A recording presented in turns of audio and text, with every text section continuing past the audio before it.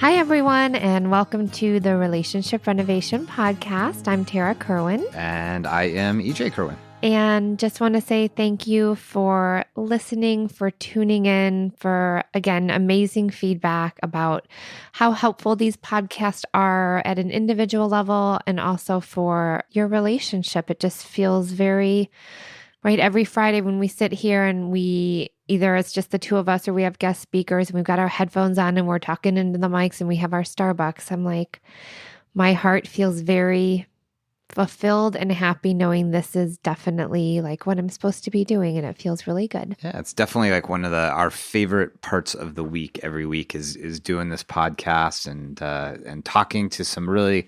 Sometimes it's just the two of us, but then we're lucky enough to have some amazing people come on and share their stories. And I know some of the most inspiring episodes so far have been with people that we've worked with, we've seen their experience coming through our center and seeing their growth. Because I think that's why Tara and I, what keeps us in this field is seeing people shift in positive ways, seeing people become closer and closer to their best selves, seeing people suffer less. It's just amazing. And then when we're lucky enough to have somebody be willing to come on and talk about it, it's just like a true gift, because then it gives our audience the opportunity to like hear about, the path of growth. And so we'd like to introduce you to, this is Victoria. Victoria has worked with Tara for how long have you guys been working together? Almost 3 years. Almost 3 years. Yeah, 3 years. She is on a personal journey that she's sharing, and she shared it through her social media. Vic's Losing is her Instagram and TikTok, and it's just like sort of blown up, right? It has to have surprised you in some ways, like it's taken off, and now you're also launching a new career for you as like a wellness coach, a fitness coach, online, kind of personal coaching, which is a huge thing. And you're here to share your story with us. So welcome, Victoria. Thank you. I'm so excited to be here. Welcome. Your story is inspirational, and my kind of intention for asking you on is because I think, with your social media following now, but just like that you have impacted so many people, and that's all you. And, kind of just telling your story and letting others hear and provide maybe hope that things can be different, that shift happens here with all of us. And so thank you so much for being on today and being vulnerable. And welcome to our podcast, Vic. Thank you. I'm so excited. Well, start off just tell us a little bit about yourself. Like, where are you from and where did your journey begin and where is it now? So I grew up in Arizona. I've lived here for almost all my life. I moved around a little bit, but I think my story starts when I was younger. I think I battled with my weight for my entire life. It was just something that I was really hyper aware of as a child, and it just continued into my adulthood. And just about a year ago, I decided to make a really big change for myself. I looked into bariatric surgery, which I had heard about it before, but I didn't exactly think that I could go through with it and overcome all of the obstacles that you have to do before you actually have surgery. But I went ahead and I took the risk. And last January, I had a consultation with my doctor, and I started the whole process of this journey. So you've been struggling with weight, going back from as young as you can remember. You said you have always been like hyper aware of that. Let's start with what made you start the therapy process? Like, what happened where you were like, something needs to change? I think that I was just really tired of being sad all the time. My anxiety and my depression were really bad, and I knew I had to do something for it. I had never been to therapy or even thought about going to therapy. And then I started coming, in September, almost 3 years ago. And I was in a really low place in my life. that I never thought I could get out of. And I never thought I could be vulnerable and open up and talk about the actual struggles and thoughts that I was having. Yeah. For a long time, I really didn't think I would make it past like high school. Wow. Yeah, I feel like I had a lot of really dark thoughts, and my self-esteem was very low. Yeah. And then I came to therapy. Had you ever opened up to anyone like that before? No, I thought it was really scary, and I didn't really have anybody that I could talk to about that I felt like really safe with to share those vulnerable feelings. So I was really grateful to come to therapy. I didn't know it would change my life the way that it did. That was all you. You were ready. You just needed a platform for it to kind of start your growth. Because what I remember when you first came in is kind of like piggybacking on what you said, is your sense of self was pretty invisible. Yeah. You know, that you were constantly like, I could feel your big heart and your energy and your light. I could feel that from you from the second you sat down in my office. I know that you couldn't feel that from you. And, you know, I remember you even having that story of like, I don't even know why people like me. I don't even know why I have these friends. Like, because, you know, one of the first things was like, there's these strengths that you have because you have these beautiful friendships that have lasted like long time. And I don't know, I think just like, you know, you being willing to allow me to hold that space for you so then you could start to understand what does a healthy sense of self even mean, right? Exactly. Because I think for a really long time, you did not feel valuable or of value. Mm-hmm. And I think that's why I was in a very low place, because I didn't see any value in myself. And the coping skills, let's talk about the negative coping skills that you probably didn't even know were coping skills, right? Like you probably had been doing them your whole life since you were a child to cope, but how did they present? What were your coping skills when you presented into therapy? My coping skills were binge eating. Yeah. Was definitely something that I would do all the time. And even like closet eating, like just hiding what I would eat. But I knew anytime I was sad, I wanted to go to McDonald's and get a hot and spicy, because for some reason I thought it would make me feel better. Yeah. So I didn't have a healthy way of coping with those feelings, and I had nobody to talk to. Well, and I remember one powerful thing is, and this is for, you know, EJ and I both used to work with clients who struggled with eating disorders, that food, we need it. Yeah. You know, it's one of the first things we need when we are born. And it's very easily accessible and it feels safe. And it's such a very like unconscious way of like feeding ourselves, nurturing ourselves. And then we start to develop this very unhealthy relationship with it, but we don't even know. Yeah. You know, and I kind of think that was like that beginning work for us. So you've been in this place of suffering for a long time since you were a little girl. Yeah. And you get to a crisis point where you're just so sad, right? And struggling. And then you take this brave step of going to therapy. Yep. And you're lucky enough to hook up with a therapist that you connect with, which is huge. It's amazing. I didn't, like, a lot of people are like, don't be discouraged if this therapist isn't the one for you. Like, not everybody can have good luck with the first therapist that they meet, but you got lucky. You know, I got really lucky. So what did you notice, like, in those, because it was a couple years of working with Tara, right? Like, what did you start to notice was changing inside for you? I think that I just started to believe in myself more. I was proud of myself for getting up every single week and going to therapy. I was showing up for myself, and I wanted to put in the work. I wanted to better myself, which was so new to me. I didn't care about myself before. And now I just want to live my life, and I want to be happy, and I want to learn how to change all of my negative patterns and work on all of my negative coping skills. So you start to build confidence by just showing up and connecting with this person, and you know showing up is for you. Exactly. That feels better. Is there like a point where there was like a next shift and where you were like, all right, like it's time to like turn it up a level? Yeah, and I think that's when I finally had the confidence to go to the doctor and assess what I was really struggling with. A lot of my life was my weight.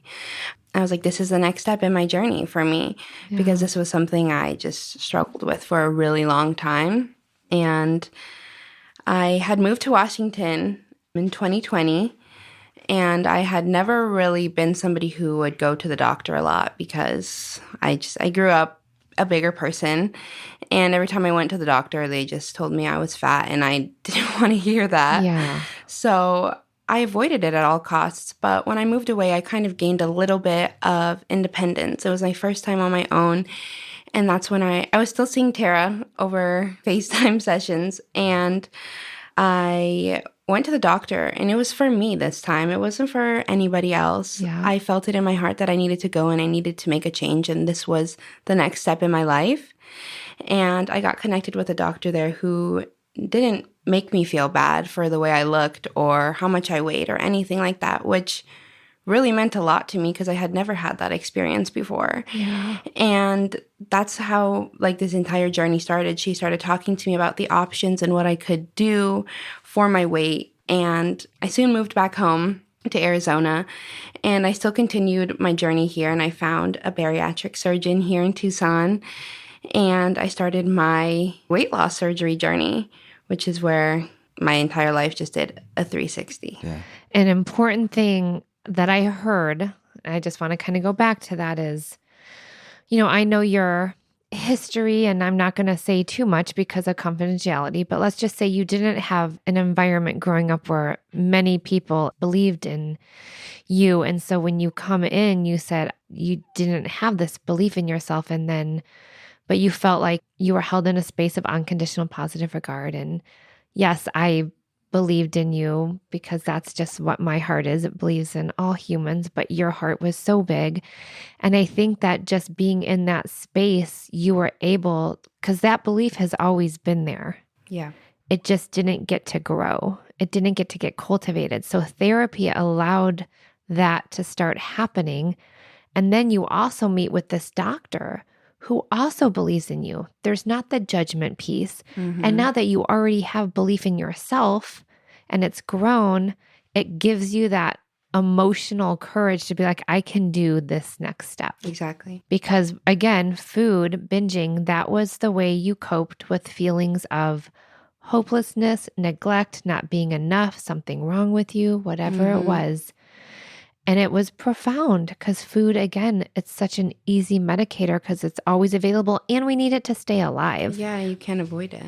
And a big piece for you with your bariatric surgeon was like, hey, this is not just about the surgery, right? This is about changing the way you feel about yourselves too, because we know research shows that if you don't do the emotional work along with the surgery, that there's a chance that it's not going to work and that you'll gain all that weight back. Mm-hmm. And I just remember how compelled you were to make sure that you were combining both pieces so that you could succeed and wholly succeed. Did you? I mean, let's kind of go from there. So I just want to say, here is someone I've worked with where emotional risks was not in your vocabulary because it was too scary because you didn't believe in yourself.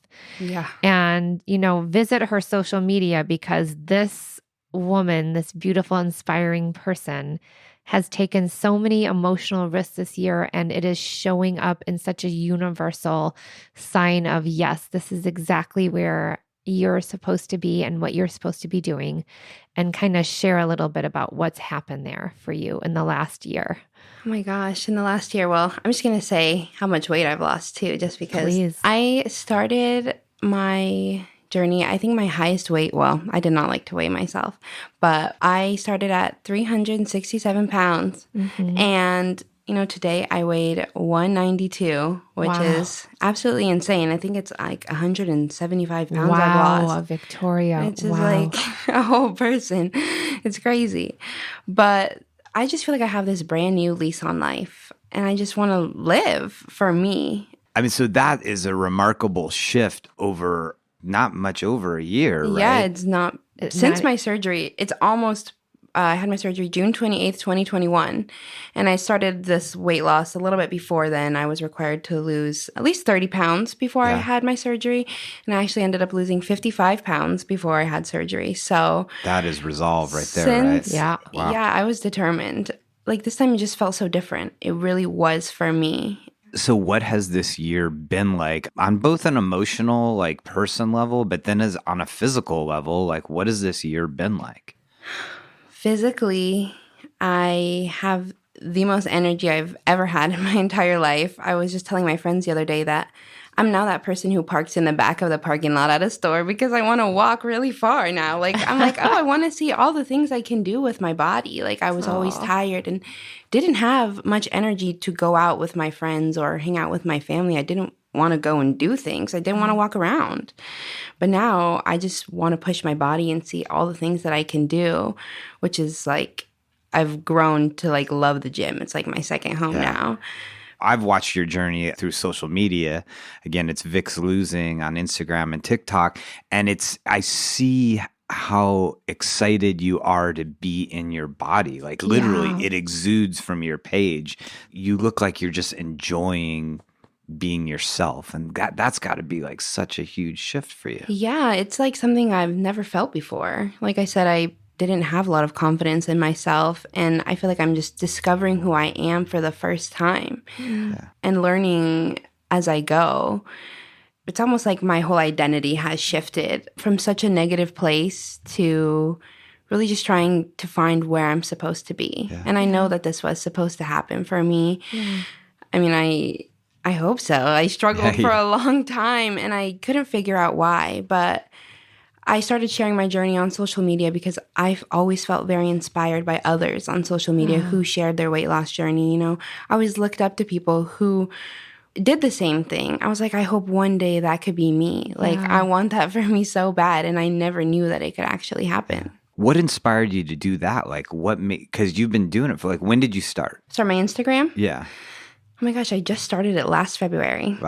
So right after the surgery. So yeah, I moved back home from Washington January 2021. Last year. And then I started this process with my doctor. I had my consultation with him in January. And I was like, I want to document the entire process, like pre-op and post-op. And so I started my social media in February. Wow. So the whole journey. I didn't know that my social media would grow as much as it has. Like, I think today I had 32,600 followers. That is amazing. Like, that's insane. How do you make sense of it? Like, when you see these people just like follow you, why do you think it is? It's weird. I feel like sometimes it's weird for me to compliment myself because I'm not used to it. Go for it. But I do it. Your compliments are welcome here. I think I actually am inspiring. I think that I could see myself who I am today in other people before I knew I could be where I am. Yes. And so I think that's what people really love. They want to be where I am too. And I want to help other people know that they can also do it. Because I was stuck for a long time thinking I couldn't do it. Yeah. I mean, you have to like look back on that part of yourself, like whatever 2 years ago. And if you like closed your eyes at that point and then opened your eyes and saw and felt where you are now, I wouldn't believe you. You wouldn't believe it, right? No. And so I think that's why they're following you. Yeah. Is because they can believe it can happen. Like you are a role model to these people, right? Yeah. How does that feel? It feels insane. It's like, I never thought people would look up to me or anything like that. I didn't think I was special like that. But I've grown to start like loving myself more. Honestly, seeing the love from random people online, it's insane. Like, why are they complimenting me? But I guess I do the same thing to others. So I'm like, why don't I deserve it myself? I do deserve this. I do deserve this. You had to do a lot of introspection and a lot of internal dialogue work to get you to shift to be in this place right now. Like early in the process, we started to identify a lot of negative core beliefs. Yeah. Right. So can you identify what some of those were? I'm not good enough. I'm fat. Basically just like I wasn't special. Just things like that. My confidence and my self-esteem I didn't think I was valuable. I didn't think my life was worth fighting for. Right. I'm not valuable. I'm insignificant, right? Mm-hmm. And then we kind of went through like, where does that come from? Because we all have negative core beliefs that are developed usually early on. Yeah. right? But we think, oh no, that's just us. Like I didn't develop. No, I'm just profoundly like there's something wrong with me. And it's like, well, actually, no, that's not true. And so you were able to start tracing it back to like bullying at school In and my childhood. Yeah. yeah, right. Mm-hmm. And so help listeners, help us understand when you started to become aware of them, then what happens? When I started to become aware of them, I think I was in therapy. You were helping me understand them. And I think before I would just shut down and shut those voices out. Right. And I would avoid it, which was not good because I wasn't processing them. But when I came to you and we started talking about them and exploring that maybe this isn't all my fault and I can change these, I saw a little bit of change in my mindset. Yeah. It shifted. And even just like having somebody believe in you, like you believing in me made me believe in myself. Like I saw, I am worth it and I can fight for myself. Even though it's really hard, it's definitely not easy. It is like a roller coaster of emotions. It is so worth it. It's that constant reframing of like, okay, I know that like at a very core level, I don't think I'm valuable or that I'm significant. But then you start to find that place where you have hope. And then it's just that constant, like catching that negative core belief, being like, actually, I'm okay. I am safe. I can handle this. I am valuable, and it's almost like in the beginning, you still don't believe it. But like I might have encouraged you and forced you to do the work, even if you didn't believe it. Yeah. But once you start saying it to yourself more and more and more, and then you have more of those experiences that now fit that, like I am successful, I am valuable, like I am lovable.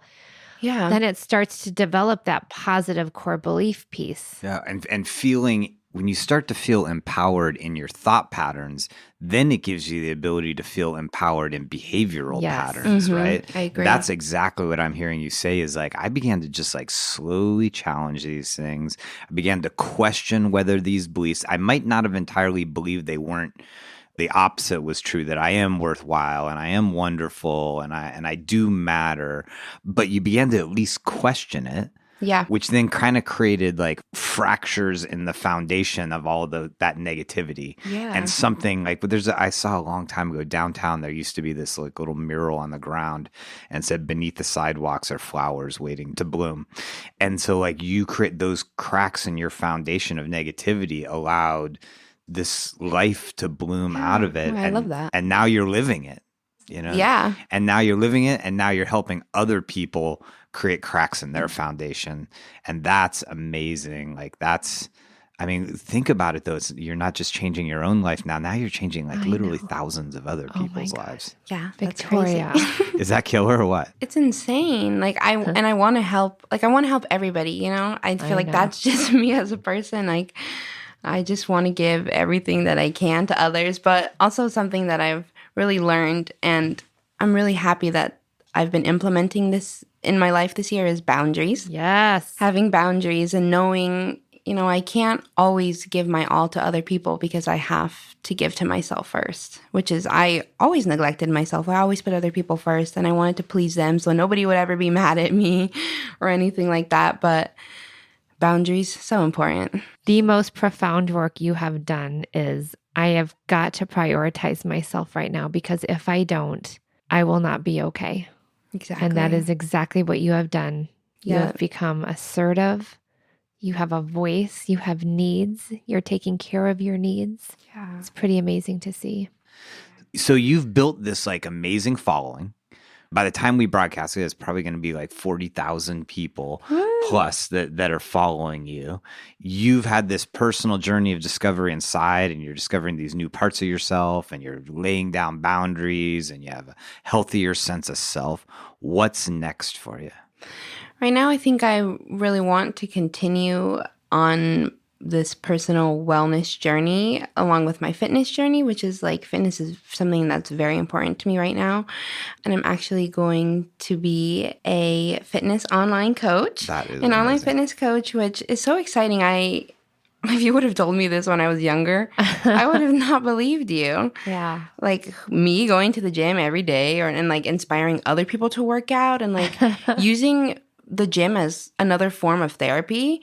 Like, it's insane how happy I feel after I work out. And why do I have so much energy after? But I'm going to be working with other people to hopefully help them change their lives the way that I changed mine. And I'm also going to be working on getting my certified personal trainer. Yeah. And what an amazing thing to help other people do is see that it's a day by day journey. Like, in sharing your story with us today, you started as a young person with all the suffering sort of beginning, but then where you've ended up today began over 3 years ago. Yeah. That it was this day by day journey that got you to this point, and goodness knows where you're going to be another 3 years, 5 years, 10 years. Like, there's so much more. I mean, isn't that amazing to have that in your own heart, but also supporting others on that journey as well?